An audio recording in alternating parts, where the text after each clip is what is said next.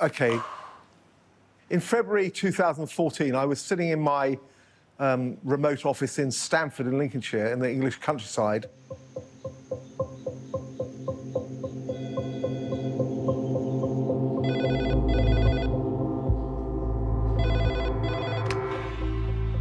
I was told that the Naham 3 was a 29-man crew fishing vessel, and the men had been taken ashore and held by Somali pirates. They were largely from developing countries. They weren't Europeans, they weren't Westerners. No government was taking responsibility for them. There was no insurance available, and really they were left to rot and to die, quite disgracefully, really. And would I help on that? I specialise in kidnap negotiations, particularly in Africa, the Middle East. And when the Somali piracy phase came along, I switched from normal kidnaps to ship hijacks.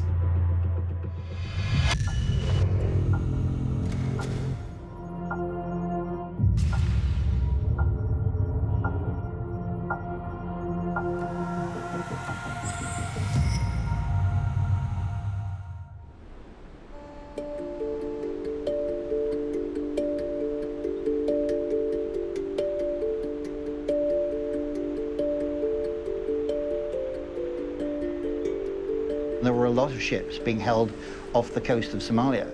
Any one time, there were about 700 crew members being held on ships by Somali piracy.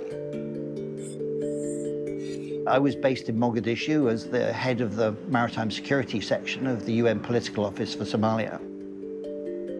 We were monitoring all of these ships. Modern piracy isn't that different to the piracy of hundreds of years ago.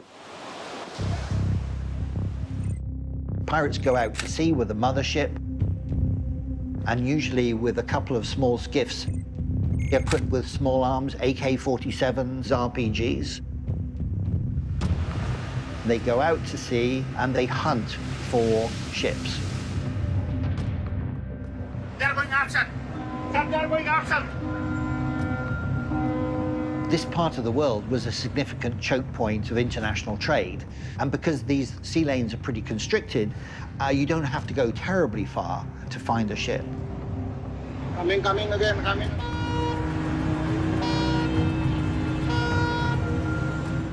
A lot of naval ships were deployed in the region to try and prevent this. But Somali's coastline is 3,200 nautical miles. The navies couldn't be there all of the time or in the right place when the pirates took a ship. And these navies have rules of engagement. They're capable of intervening while a pirate attack is going on, but their rules of engagement didn't allow them to intervene once the pirates were on board a ship.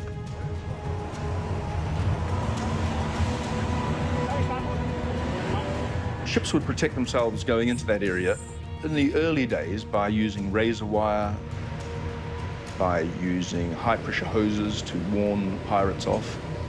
And it wasn't really for a few years before ship owners became comfortable with hiring armed guards.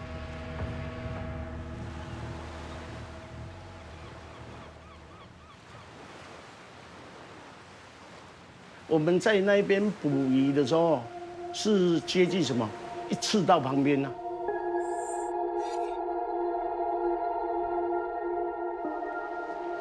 菲律宾船员5个，印度尼西亚船员5个，柬埔寨的4个，越南的3个，中国大陆10个。我已经对不对？58岁了，人家那些都是年轻人，20几岁、30几岁。那天晚上是没有月亮，很暗，很热是没有错啦。也没有风，也没有浪，风平浪静。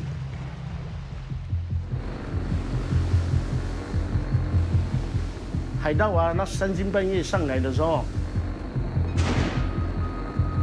他2艘一快艇啊，放下来，2艘快艇就在我们旁边冲锋枪一直扫。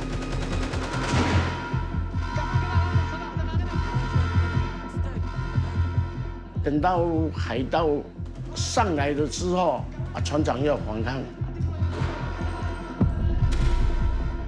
就被他打死了。我们本来是29个人嘛，船长被他打死，只剩下28个。海盗有没有？他冲锋枪都拿着把我们眼睛都绑住，双手都是这样子绑。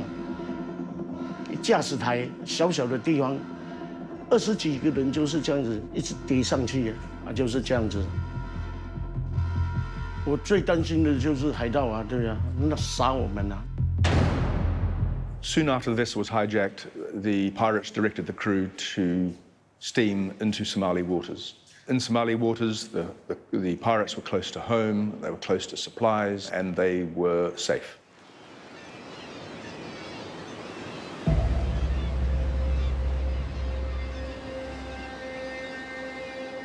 海盗才来跟我们谈赎金，他们的赎金是怎么算的？我也想不清楚。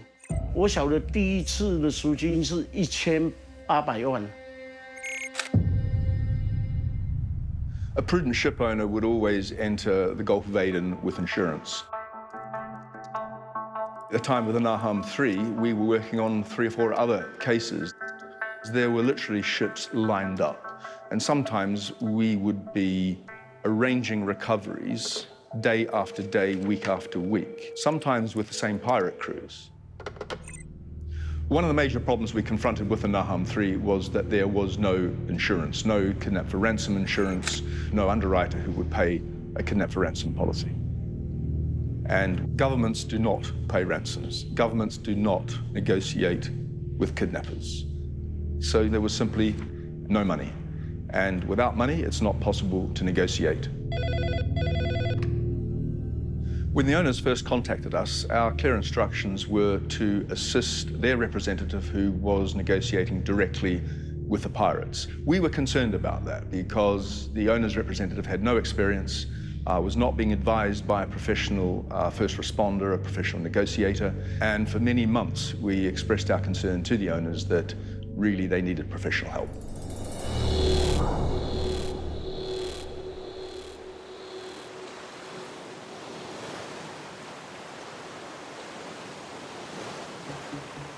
海盗都讲得很清楚了，老板再不出面谈判，要把我们所有的人都杀掉。我们那段时间都很紧张一天只吃1碗白米饭索马利亚嘛，海边嘛，鱼很多，我们就是直接钓鱼那起来吃，自生自灭的不晓得什么时候可以回去但是我最清楚的，就是有人开始跟他谈判了嘛。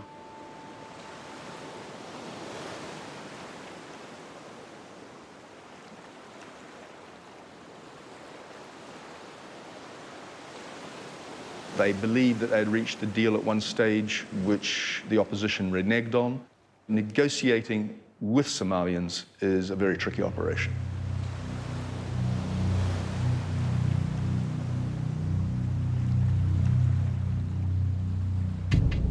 We were monitoring what was happening to them, and we get information from a number of sources, some from the military, some from the local community, some from sources I can't really talk about.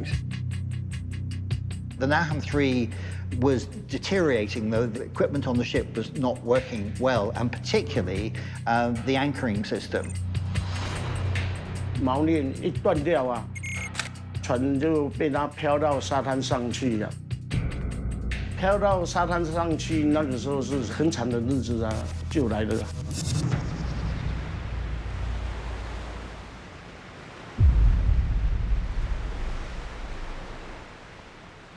That was a major problem. When the pirates are on dry land, it's so much easier for them. Then it's a 9-to-5 job for them. And the guards go back to their wives and families, which they can't do when they're on board a ship. Now, time was on their side.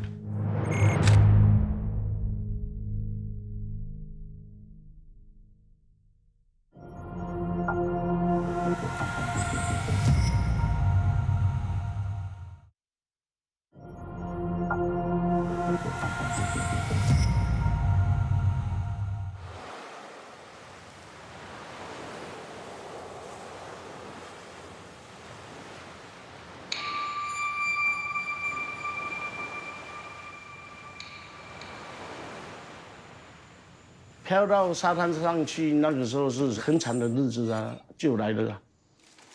海盗，你看冲锋枪拿了24小时啊，给你看管啊。他们那边的天气那么热，40几度，水也没有，饭也没有，什么都没有了啊。时常在发生冲突啦，因为你要晓得，年轻人啊，脾气啊那不好啊。分少一点，分多一点，不公平，也会打架。陆地上看到有脚的啊，再爬的啊，一捉到就来吃啊，不然你怎么办？最难以想象就是什么老鼠啊、蝎子啊、蜈蚣啊、蛇啊。The hijacking was in March 2012, and it wasn't really until early 2014 that the owners realized that things weren't going as well as they had hoped. A ship being held by pirates has a value, the cargo has a significant value, and the insurance pays up. But when a ship goes aground, it's usually a total loss. There's no cargo, there's no ship of any value, it's just these poor crewmen, largely from Asian countries, who become forgotten. Their countries forget about them, and they're just abandoned inside Somalia. Somebody had to do something about that. And so we created this hostage support program to get them free.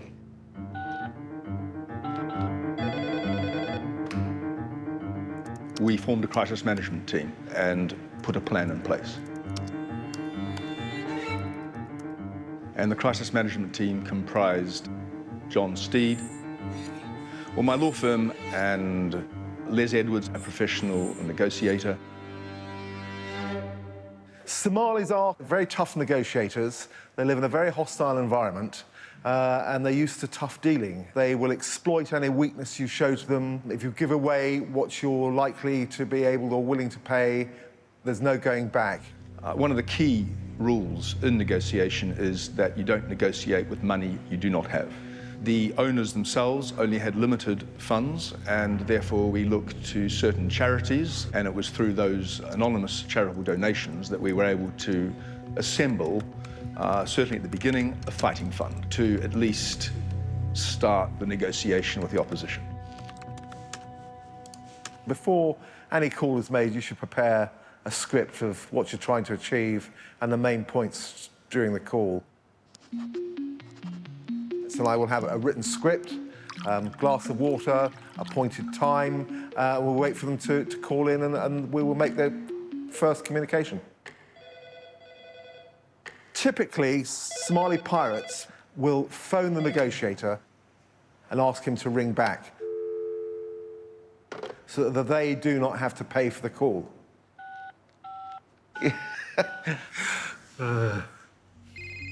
Somali pirates generally don't speak English, so they normally appoint a freelance representative.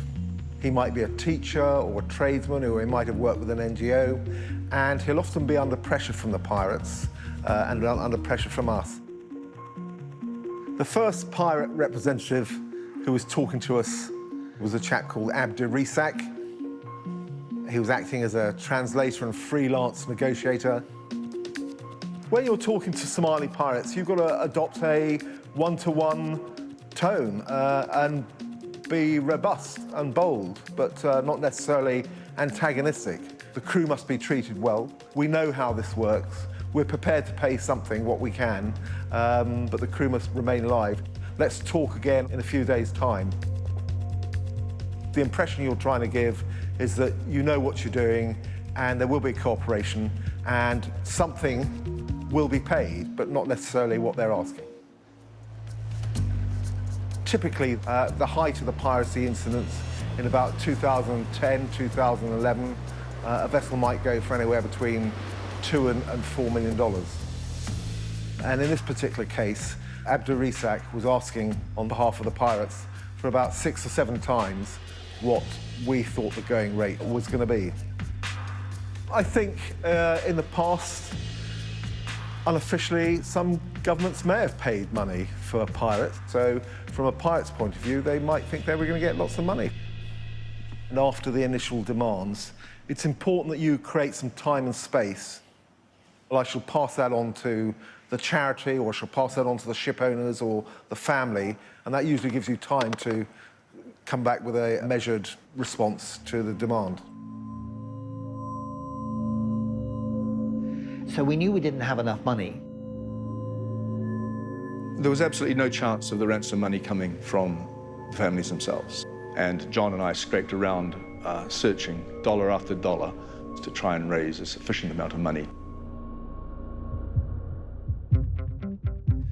Meanwhile, the key priority was to ensure that our hostages were safe at all times, and the easiest way to do that is to require proof of life. Proof of life is critical because, in purely commercial terms, you want to ensure that you are getting what you are bargaining for.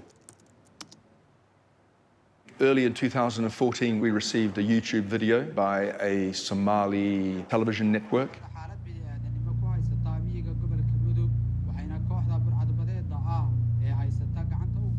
To my government, I know my government is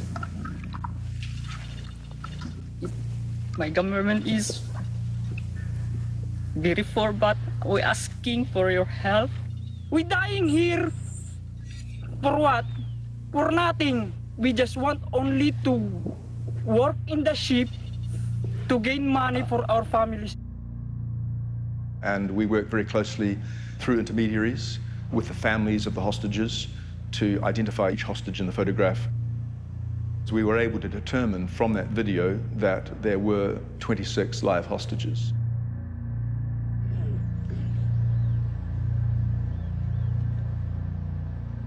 One Chinese died because of sickness, and another again when we are in the forest, another crew again died. So the Chinese mess boy and the Indonesian sailor passed away of untreated disease, illness, dehydration, a lack of care. The Somalis, I'm sad to say, treated the hostages like they treat their goats. They'll happily let crew die. They'll let crew die.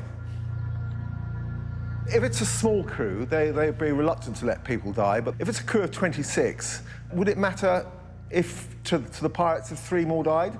No, they'd probably still get roughly the same amount of money.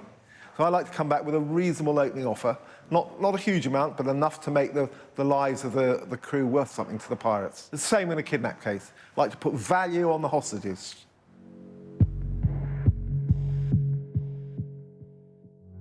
At first, Abdul Razak seemed like quite a reasonable negotiator. As time went on, he became more and more ingratiating and kept calling me his best friend. He kept demanding small amounts of money for expenses. You need to think of piracy as a business. It has a series of key investors who put up the money that send these pirates out to sea. The investor, like any other business, wants a return on his money. And the hierarchy of Somali gangs is unlike kidnap gangs in the rest of the world, where there might be a few head honchos. Somali pirate gangs are much more democratic. The pirates will sit down under an acacia tree, they will drink tea, they will examine how much the ship is worth, how much the crew they're worth, what countries they're from, and they will come out with a target price, and they will work out how much each man will get. And then they will try and get much more than that as they possibly can. In most kidnap and hijack cases, the key issues are time and money and how much of each. And in the Naham 3 case, the Somali pirates seemed to have all the time in the world. We didn't have very much money. As a consequence, the case lasted a long time.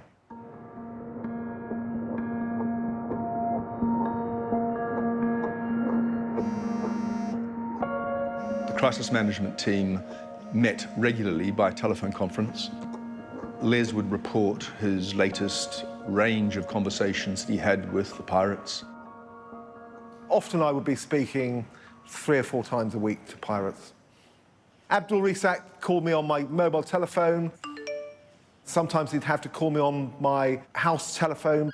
Sometimes my teenage children would answer the call, or I'd be in the garden, and Abdul Razak would say something like, hello, can I speak to Mr. Leslie? He's my best friend. I want to talk to him. I think, and the children would say, it's your best friend, Daddy. It's Abdul Razak, yeah.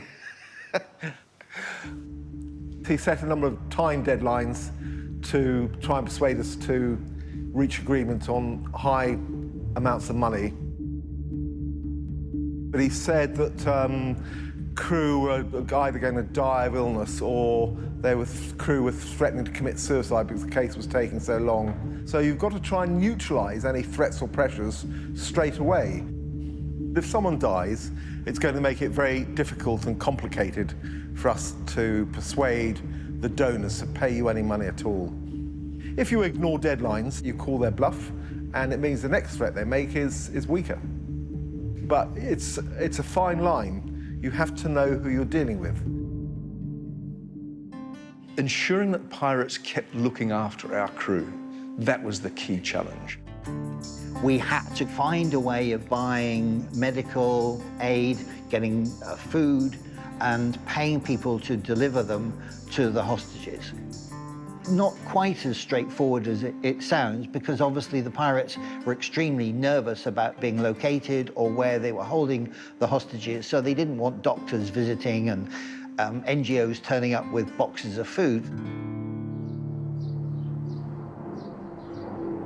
时常看到啊，那侦察机在我们的上空飞。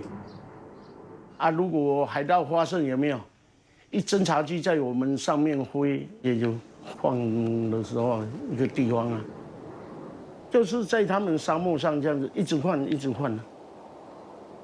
So my role was to gather information about what's happening, make contacts with people on the ground, use my contacts, the people that I know, and then through those contacts, particularly with local communities and with religious elders, find out where these people were.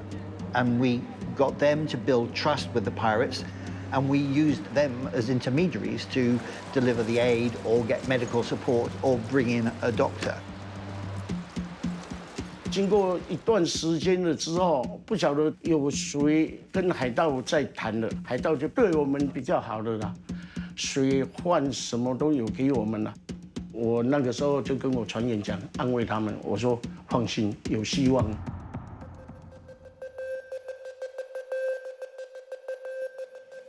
The pirates passed on a demand for a reasonable amount of money that we thought we could achieve.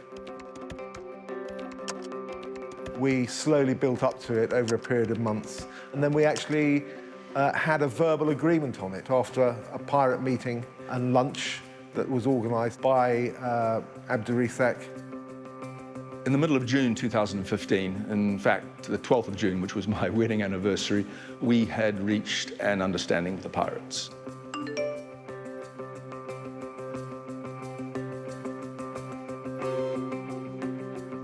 We started making arrangements for extraction, for passports, for logistics, for air flight. We had provided them with a letter of understanding, a memorandum of understanding. We were met with some silence, and then we discovered that they had reneged on the understanding that we thought we had reached.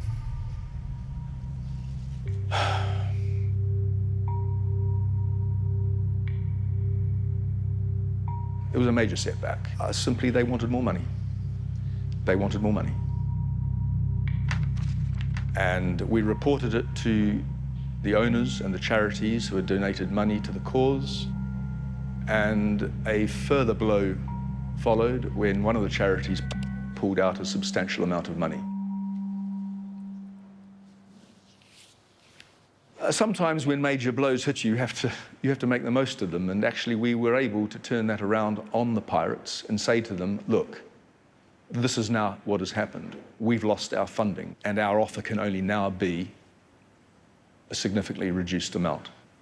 They made a new but lower demand than they had previously. And then it went back up again. Then it came down again to half the original figure. And I was pretty frustrated. There were some brutal conversations between the pirates and myself.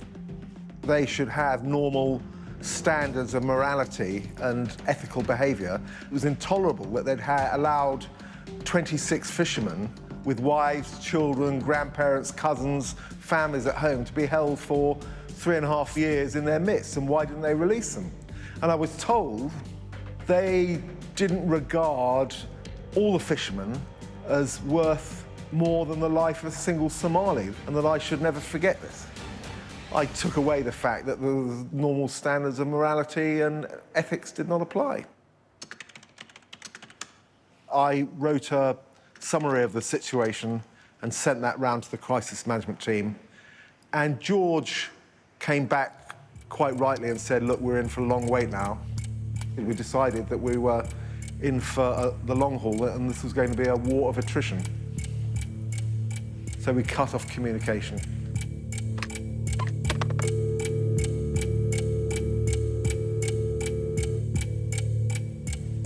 I was seriously worried that someone would die from that 26 crew. This is a risk business. Any decision in a kidnap or hijack involves risk. Even doing nothing involves risk. When you're dealing with Somali pirates in a negotiation, you've got to show strength. You cannot show weakness because they will exploit it. There's nothing else to be done. They'd rejected our offers and there was no ground to be made, and we wanted to show that we were not coming to them and they had to phone us and reinitiate contact.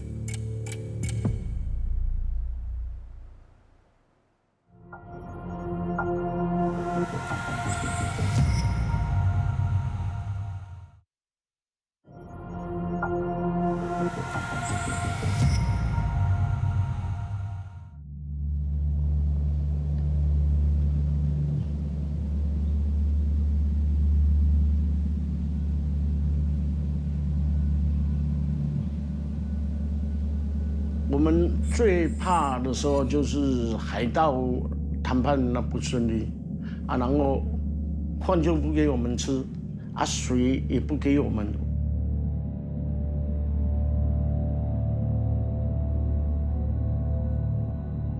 海盗把我们3个船员带去，藏起来，骗我们说已经把他杀掉。然后海盗就拿着枪逼我，跟台湾外交部讲，海盗已经开始在杀人的啦。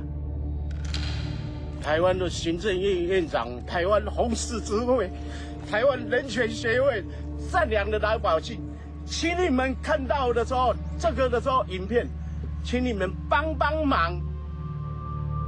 They would line them up and then fire an empty AK-47 so that there was just the click on an empty magazine. Psychological torture, all to put pressure on the negotiations. 我就坦白讲啊，你海盗如果要给我死，啊，对不对？一枪给我打死。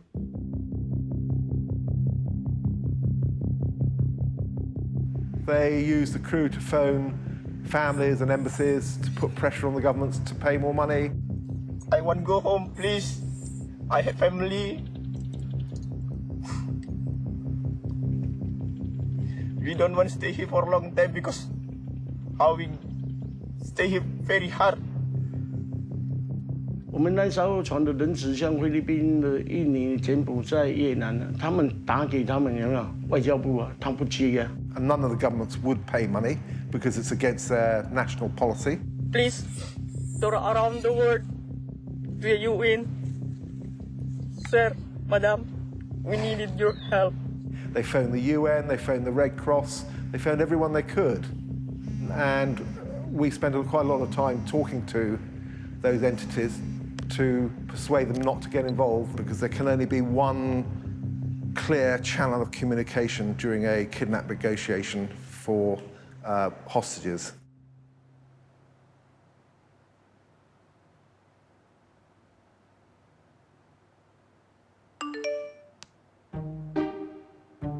in January, they made contact again. They blinked first. We didn't have to do anything, we just kept quiet. But we didn't want to carry on using Abdul Razak. In Somali cases, when you've been talking to a pirate negotiator for 6 months or so, you may not trust each other completely, but you have a certain working respect and you have built up a working relationship. There was a certain amount of rapport with Abdul Razak, but there's always something difficult or schemy about him. And that's one of the reasons that we sacked Abdul Razak. I had a lot of ingratiating, rather creepy calls from him, reminding me that I was his best friend.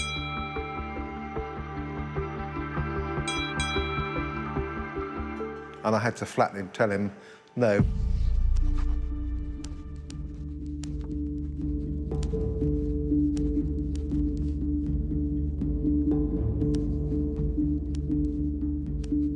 You have to take some risks. You have to break some rules, otherwise you'd never get a result. So I'm the guy on the ground. I'm closest to where the action is, to gather intelligence, find out who the key players are. At that time, we learnt that we were dealing with 38 investors who were owed money by the pirates or who had invested in that particular piracy outfits from the start. The 38 investors were part of the community.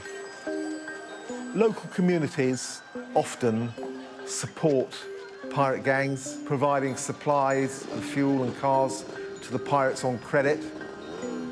They're a vital part of the business and the support mechanism. But lending to pirates is a high-risk activity. And the reason is that some of the pirates don't come back because they drown at sea, or they run out of food and water, or they get shot up by the international naval forces. So they will usually mark up the costs of those things by 100% to cover their risk. So as these things become drawn out, the bills start to mount up as well, and they have to get a solution that enables them to pay their debt. By that time, they'd already been held for about 4.5 years. The community was owed a lot of money. Shortly after that, we had a breakthrough. We were approached by a community spokesman, put in touch by one of John Steed's good contacts in Somalia, and he was representing a community and religious leader from the local clan, same clan as the pirates. He decided to introduce me to the local Sheikh Abdul Ali. Sheikh Abdul Ali, he was a leader of the community that were owed a lot of money by the pirates. I had a long conversation with the Sheikh, so it was his interest to be involved in a resolution so that the local community would get their money, and thus his esteem and influence would be increased, and they would have this nasty rubbing sore in their midst removed. And as a result of that, the Sheikh said he would do all he could to put pressure on the pirates to settle.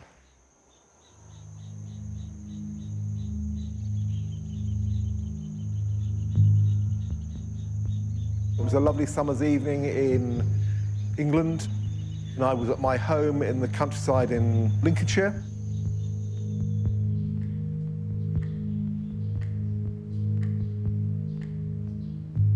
I was involved in a pirate conference call, and eventually we got agreement that night.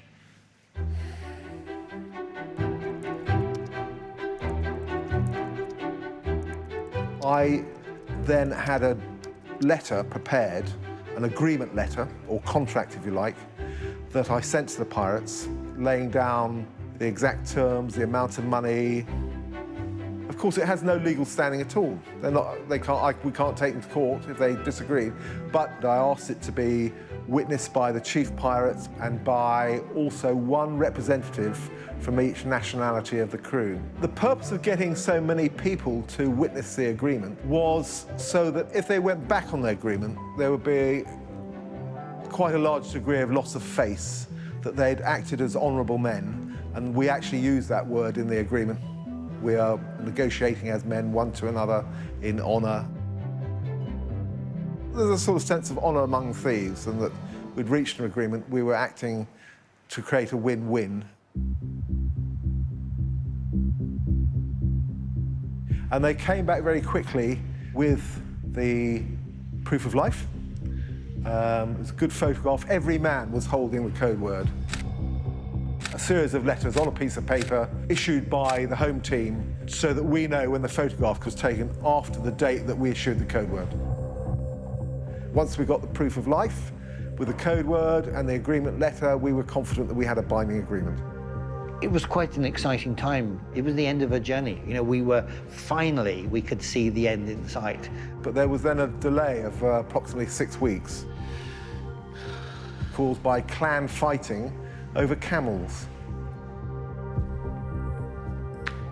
They were stealing each other's camels. Occasionally they'd fire artillery shells at each other, made travelling difficult across clan boundaries, and we had to take people across clan boundaries to get them out of Somalia.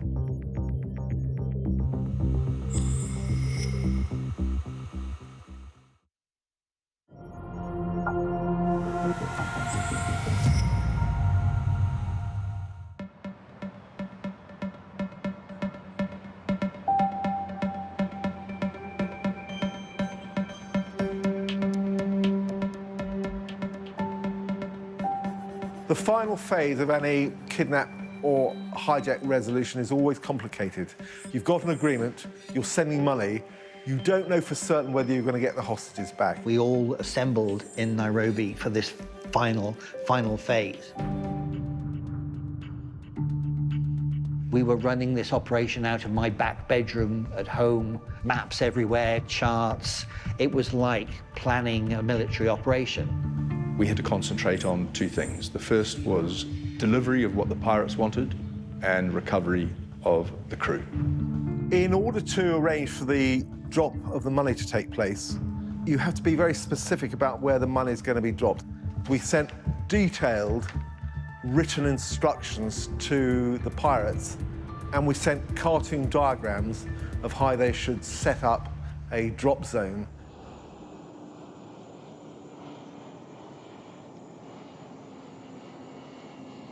Our drop specialist was in the air, and I was getting reports regularly from the aircraft about the time over the target for the drop. And the pirates were given very clear instructions about when to light the bonfire, when to light the flares. And I was talking to the pirates on the ground. I signaled through to the pirates, it's 3 hours to drop off, the plane is 3 hours away, are you on site now? To which the pirates replied, yes, yes, do you want us to light the bonfires now? I said, no, no, no, they're still 3 hours away, don't do anything yet.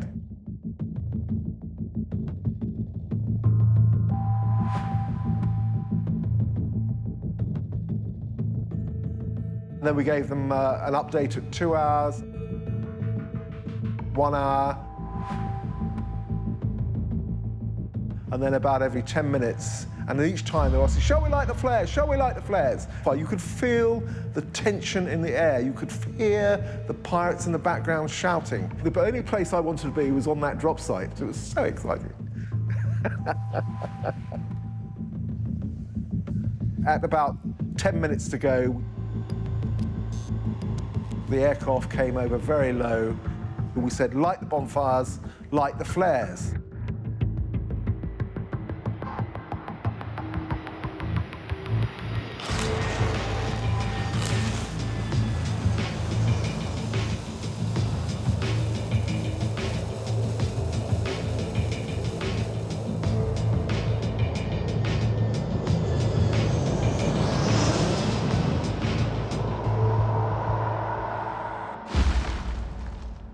我们到那一天要放我们走，我们都不相信。结果到那一天下午3点多，我看那4部车子来，就跟我的船员我说快呀，要回去了。我的船员还有什么旧衣服啦，什么还在包。我说你都穿什么内衣内裤啊，都可以走了啊，那放我们走了啊，你还带那些啊，那干什么？ We sent money quite a lot of money for the local community to organise an armed escort. They turned up with 6 vehicles, open-backed pickup truck with a large machine gun placed on the back and an armed crew to give protection.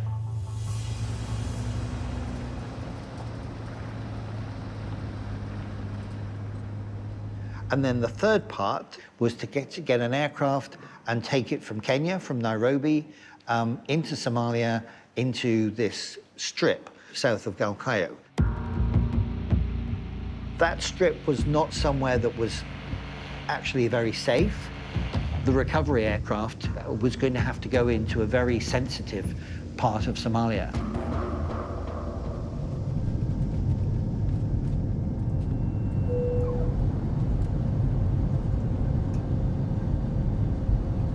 We went early in the morning. I went with the aircraft into Somalia with another colleague and somebody from the UN. Using a UN aircraft was much safer than using a commercial aircraft. I can tell you that there was a degree of intrepidation about this. There had been conflict the day before in Galkayo. We briefed the pilot that he had to fly into the strip, turn, maneuver himself so that he could take off immediately if there was something wrong. We arrived mid-morning. It's just a dirt strip with a tiny hut. Was met by the community guy that was working with us. Good morning, John. And I walked with him hand in hand across this airstrip to the hut. We went into the door of the hut, and these faces just lit up, and somebody said, "Are you John?" And I said, I'm John, I'm here to take you home. These guys just hugged me. They round the waist, round my legs. People were crying. I'm sorry. I can still feel the emotion now.